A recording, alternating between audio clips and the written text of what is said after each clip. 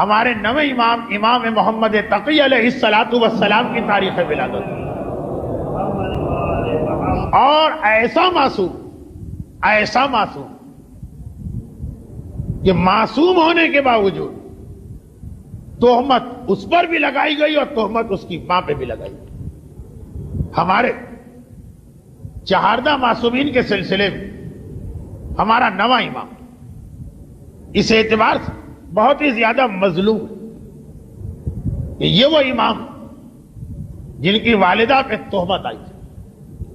ان کا ایک لقب معصومین نے کہا کہ یہ شبیہ مریم، بئی معنی اسی معنی کہ جس طرح جناب مریم پہ تہمت آئی تھی، یا اے مریم لقد جئتک بشیء فریہ، سورہ مریم کی آیت۔ ساری قوم کہہ رہی ہے کہ مریم تو غیر شادی شدہ، بیٹا کیسے پیدا ہو گیا؟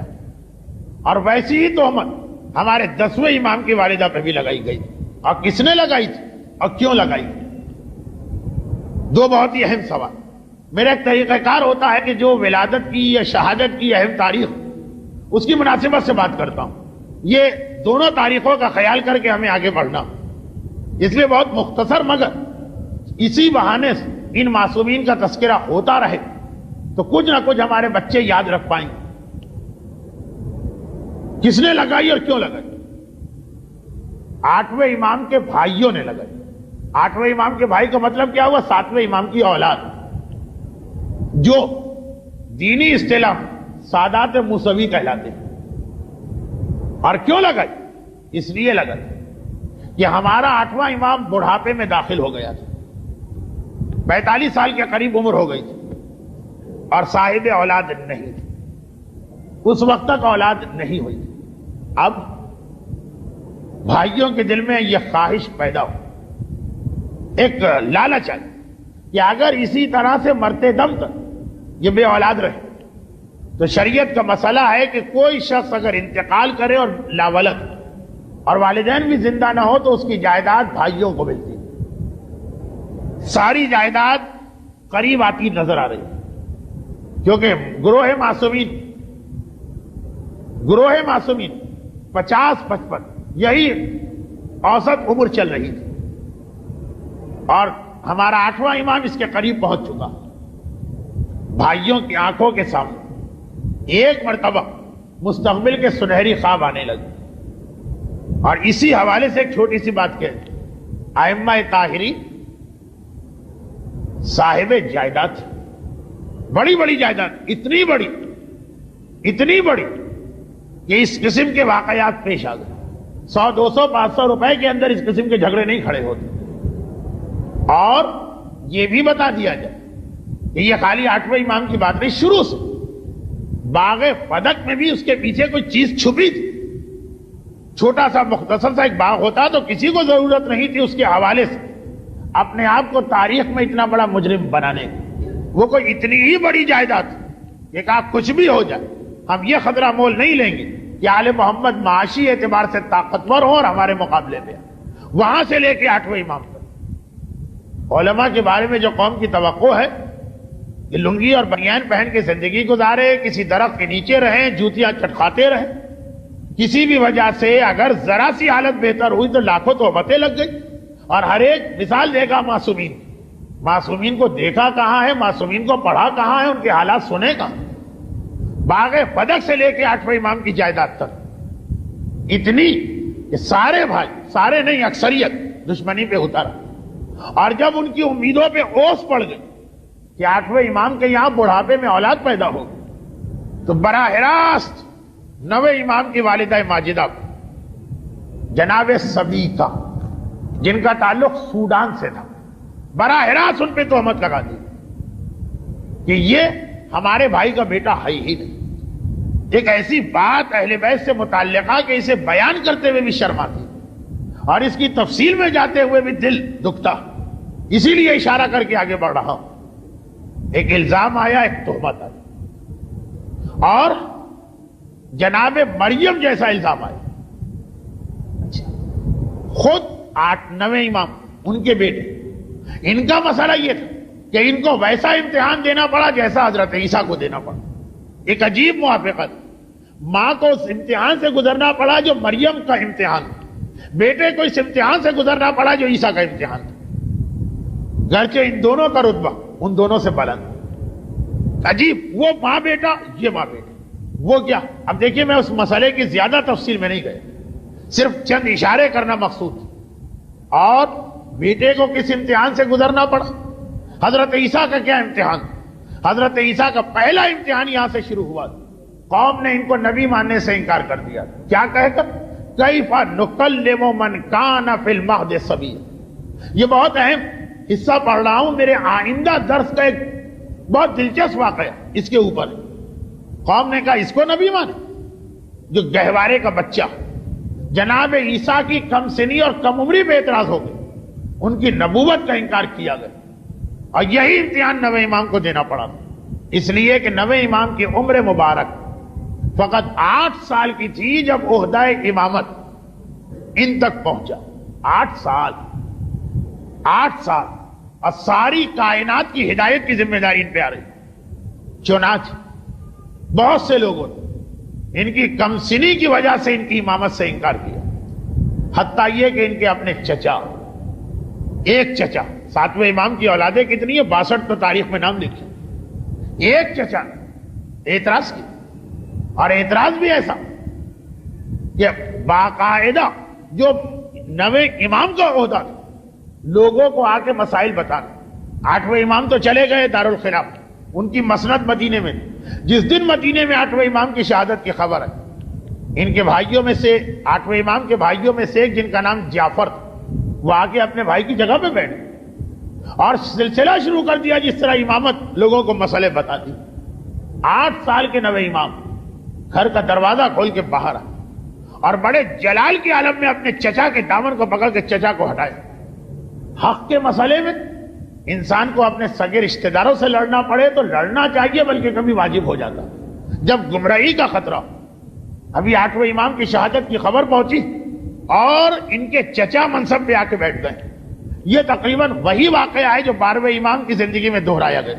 11ویں امام کی شہادت، امام کی نماز جنازہ امام پڑھاتا، بجائے اس کے کہ 12ویں کو بلایا جاتا، 12ویں کے چچا آ کے کھڑے ہو گئے، میں نماز جنازہ پڑھاؤں۔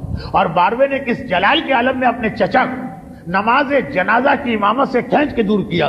اس سے پہلے یہ واقعہ 9ویں امام کے زمانے میں پیش آ چکا، اور جس وقت وہاں سے ہٹایا تو ساتھ میں یہ بھی کہا اتق اللہ، اے میرے چچا اللہ سے ڈرو، ایسی جگہ آ کے بیٹھے ہو جس پر تمہارے لیے بیٹھنا حرام، اور پھر لوگوں کو گمراہ بھی کر رہے۔ گمراہ کیسے کر رہے؟ کہ جو پہلا مسئلہ انہوں نے بتایا تھا وہی غلط بتایا۔ چچا بھتیجے سے یہ تو نہ کہہ سکا کہ جگہ میری، کہا کہ اے بھتیجے تم کیسے ہو کہ اپنے باپ کے بتائے ہوئے مسئلے کو غلط کہتے؟ جو مسئلہ میں نے بتایا یہ مسئلہ تمہارے باپ بتا چکے۔ اور 9ویں میں ہم نے مسکرا کے کہا تھا مجھے پتا ہے میرے بابا نے کیا کہا، میرے بابا نے جانور کا مسئلہ بتایا تھا اور آپ میت کا مسئلہ بتا رہے ہیں۔ ایک بہت عجیب مسئلہ تھا، پھر وہی بات کہ اس کو ممبر پہ بیان کرتے ہوئے شرم آ رہی۔ بعض افراد اپنی فطرت میں ایسے کج ہوتے اور ایسی خباثت بھری ہوتی کہ وہ کچھ گناہ جانوروں اور میتوں سے بھی کرنے لگتے ہیں۔ اس کا یہ واقعہ چل رہا تھا۔ تو 8ویں امام کے زمانے میں واقعہ کسی جانور کے بارے میں آیا، اور اس وقت یہ واقعہ کسی میت کے بارے میں آیا کہ کسی نے اس میت سے فعل حرام کیا، اور انہوں نے وہی جواب جڑ دیا۔ 9ویں نے کہا نہیں میرے بابا نے اس کے لیے کہا تھا اور آپ اس کے لیے کہے۔ مسئلہ ایک جیسا لگے مگر فرق ہوتا۔ جس چیز پر 9واں امام اپنے چچا سے اتنا ناراض، وہی چیز آج ہر مومن کر رہا۔ کیا مطلب؟ ایک جگہ کا مسئلہ دوسری جگہ جا کے جوڑ دیتا۔ پورا واقعہ تو آپ بہار میں پڑھ لیجئے۔ بہرحال بہار الانوار معصومین کی حالات کی جو کتابیں، اس کا اردو ترجمہ ہو چکا، ایک بڑا اچھا کام ہو گیا۔ 9ویں امام کے حالات پوری بہار 110 جلدوں میں تو ترجمہ نہیں ہوئی، مگر حالات چارزہ معصومین میں سے اکثر جلدیں اردو ترجمہ ہو چکی، جس میں 9ویں امام کے حالات ہیں اور اس میں یہ واقعہ بھی لکھا۔ خیر، مومنی نے کرا، دیکھیے کیا کہا، میرے بابا نے مسئلہ بتایا تھا جانور سے بدفعلی، اور تم نے اس کو ملا دیا میت کے بارے میں۔ جس چیز پر میرا 9واں امام اتنا ناراض کہ مجمع عام میں اپنے چچا کو ٹوک کے ان کی غلطی بتا رہا، آج ہر مومن نے اس کو اپنا طریقہ بنا لیا۔ الا ما شذ و ندر، سوائے ان لوگوں جو آنکھیں بند کر کے صرف حکم امام کی پیروی کرتے. مثلا زکوٰۃ سونے اور چاندی میں واجب، وہی سارے مسائل کرنسی نوٹ پہ لائے جاتے. پوچھا جائے یہ دو الگ چیزیں ہیں، روایت میں کہیں تذکرہ ہے؟ کا تذکرے کی کیا ضرورت؟ جو اس زمانے میں سونے اور چاندی کی حیثیت تھی وہ آج نوٹ کی حیثیت. یہ وہ چیز تھی کہ جس کا سلسلہ شروع تو بہت پہلے ہوا، لیکن نویں امام کے حالات میں خاص اہمیت کے ساتھ آ رہا. نماز جمعہ معصوم کی موجودگی میں اس کی جتنی اہمیت ہے کہ 3 جمعہ میں شرکت نہ کرنے والا کافر تک قرار دیا گیا، اسی کو لا کے غیبت امام میں بھی جوڑا جا رہا. وہی حدیث ہے. یہ خیال کیے بغیر کہ نماز جمعہ میں غیبت امام اور حضور امام میں کتنا فرق، نواں امام برداشت نہ کر سکتا. اور ایک بار کہا کہ اچھا اول تو جہاں آ کے بیٹھے وہاں بیٹھنا تمہارے لیے حرام، اور پھر بیٹھ کر بھی لوگوں کو گمراہ کر رہے. یہ کہہ کے اپنے چچا کو اٹھا دیا. یہاں سے لے اپنی زندگی کی آخری سانس تک نویں امام جو مسلسل پیغام دیے، اس میں ایک پیغام بہت اہم تھا، اور وہ یہ تھا کہ شریعت خدا کو کھیل نہ بناؤ. دنیا میں کھیلنے کے لیے اور بہت ساری چیزیں، جاؤ چلے جاؤ ادھر جا کے کھیلو، کوئی تم سے کچھ نہ کہے، مگر شریعت کو اپنا کھلونا نہ بنا کہ جس کا دل چاہا شریعت میں دخل دے دے، جس دلیل سے چاہا حکم خدا میں حلال کو حرام اور حرام کو حلال کر دے. مسئلہ شرعی بتانا اتنی آسان چیز نہیں. جب آپ کسی کو ایک مسئلہ شرعی بتاتے تو گویا آپ کیا کہتے؟ آپ یہ کہتے کہ مجھے پتا ہے کہ خدا نے یہ حکم نازل کیا. اتنا بڑا یہ جملہ ہے، اتنا بڑا آپ کا دعویٰ کہ واقعاً آدمی کانپ اٹھے صحیح مسئلے میں، اور کہا وہ غلط سلط مسئلے. یا رسو اور سقراط و بقرات بن کے ادھر کی بات ادھر جوڑ کے جو آدمی بات کہتا. اچھا ہمارے یہاں دیکھیے 2 چیزیں. ایک یہ چیز کہ کچھ لوگ ایسے ہوتے ہیں ہر مسئلے میں ٹانگ اڑانا اپنی ذمہ داری سمجھتے ہیں، اور ایسی ذمہ داری کہ بڑے سے بڑے مراجع کی توہین کرنے میں ان کو کوئی باک نہیں. اچھا اس کے برعکس دوسرے لوگ بھی ہوتے. یہ وہ لوگ جو کسی بھی مسئلے کی تفصیل سننا ہی نہیں چاہتے. ان سے اگر کبھی آپ کسی مسئلے کی تفصیل بتائیے کہ انہوں نے آ کے ایک مسئلہ پوچھا کہ بھائی فلاں کا کیا حکم، اور ذرا تفصیل بتائے گا چھوڑیے بھائی آپ لوگ تو دین کو بڑا مشکل بنا رہے، بنی اسرائیل کی گائے نہ بنائیے، چھوٹا سا مسئلہ ہے چھوٹا سا جواب دے دیجیے. لیکن نہ یہ طریقہ اسلام ہے نہ وہ طریقہ اسلام.